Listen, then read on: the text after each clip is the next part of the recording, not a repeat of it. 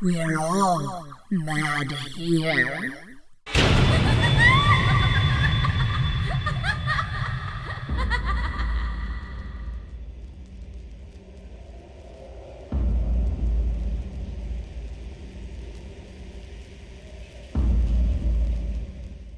Underground Ward, the Radcliffe Lunatic Asylum, Oxford.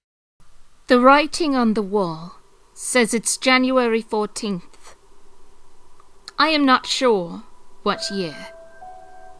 I haven't been sure of many things lately, but I'm wondering if it's my handwriting I'm looking at. There is an exquisite looking key drawn underneath the date. It's carved with a sharp instrument, probably a broken mirror. I couldn't have written this. I'm terrified of mirrors. They love to call it cataptrophobia around here.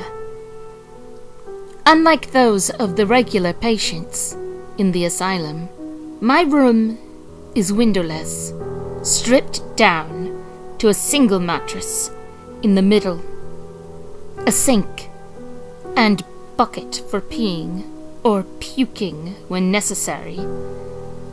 The tiles on the floor are black and white squares, like a chessboard.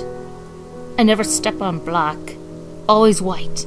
Again, I'm not sure why. The walls are smeared with a greasy pale green everywhere. I wonder if it's the previous patient's brains spattered all over from shock therapy.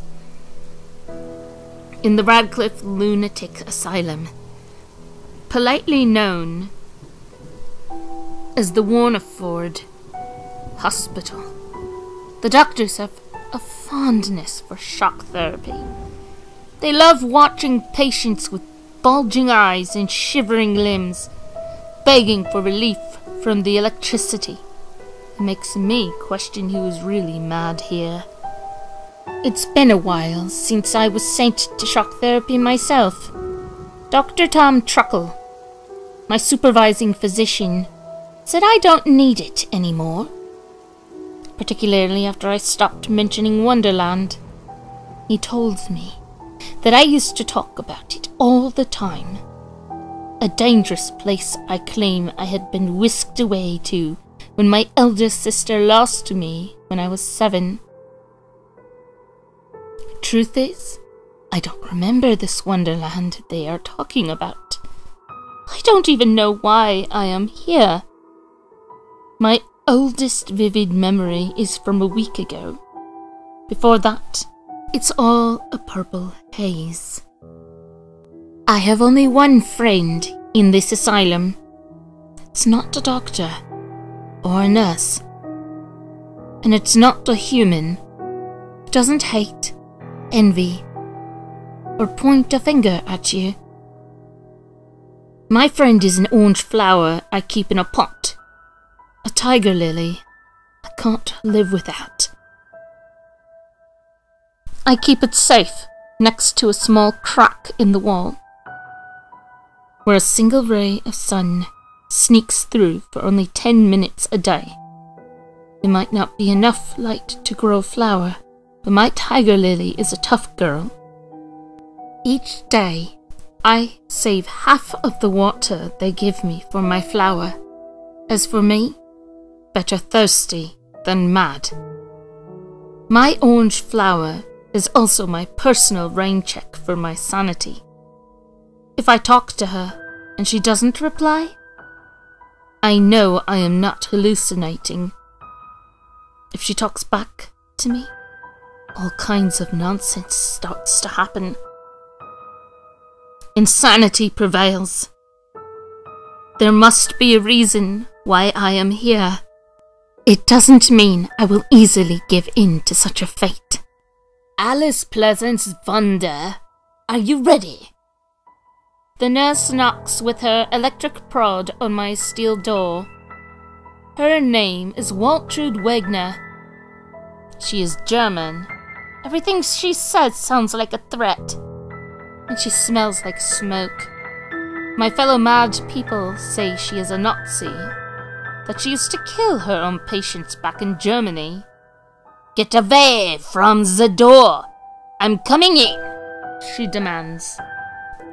As I listen to the rattling of her large keychain, my heart pounds in my chest. The turn of the key makes me want to swallow.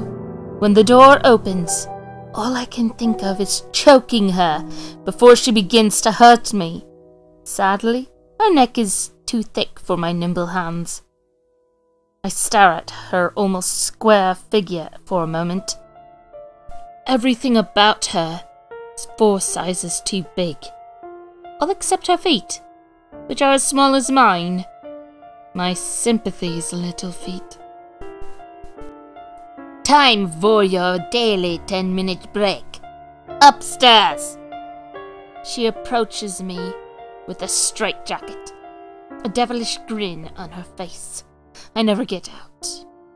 My ward is underground, and I'm only allowed to take my break in another empty ward upstairs, where patients love to play soccer. A big muscled warden stands behind Waltrud, Thomas Ogier. He is bald and has an angry red face and a silver tooth he likes to flash whenever he sees me. His biceps are the size of my head. I have a hard time believing he was ever a 4-pound baby. "Slide your arms into the jacket," Waltrud demands in her German accent, a cigarette puckered between her lips. "Slow and easy, Alice."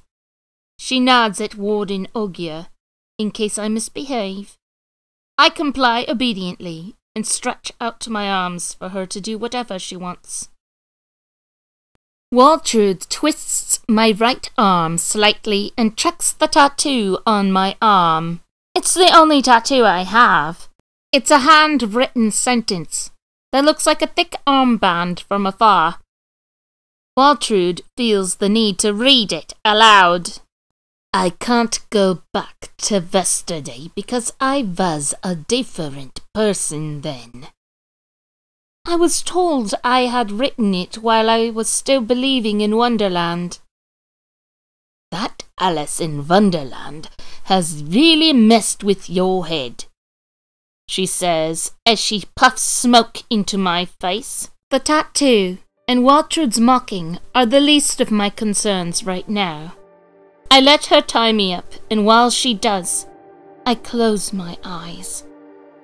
I imagine I am a 16th century princess, some kind of lucky Cinderella, being squeezed into a corset by my chain-smoking servant in a fairy tale castle above ground, just about to go meet my Prince Charming. Such imagery always helps me breathe. I once thought that it was hope that saved the day, not sanity. I need to cool down before I begin my grand escape.